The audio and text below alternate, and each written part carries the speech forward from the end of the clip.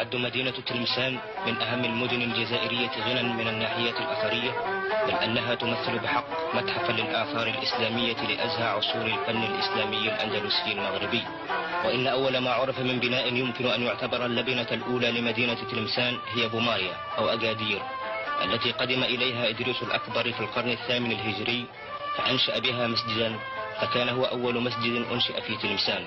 هذا إلى جانب المئذنة التي ما زالت تتحدى الأيام، تلك المئذنة المعروفة بمئذنة أكادير. وفي القرن الحادي عشر الميلادي أسس الخليفة المرابطي يوسف بن تشفين قرية أسماها تاغرارت، وبمرور الزمن انضمت القريتان أكادير وتاغرارت وأصبحتا تكونان معا مدينة تلمسان. وفي القرن الرابع عشر الميلادي أنشأ بنو مرين أصحاب فاس في عهد أبي يعقوب يوسف سادس أمراء الدولة المرينية قرية المنصورة، وهذه المئذنة بضخامتها وجمال حليتها تعد من أبدع العمائر الإسلامية الموجودة بالمغرب والأندلس، إذ تكسو هذه المئذنة طبقة من الفسيفساء ذات الألوان المختلفة لا تزال بعضها باقية على حالها حتى اليوم. وتحتوي هذه القرية على جملة من المباني في مقدمتها مسجد العلامة سيدي أبي مدين، وقد تم تشييد هذا المسجد بأمر من أبي الحسن أحد ملوك بني مرين الذي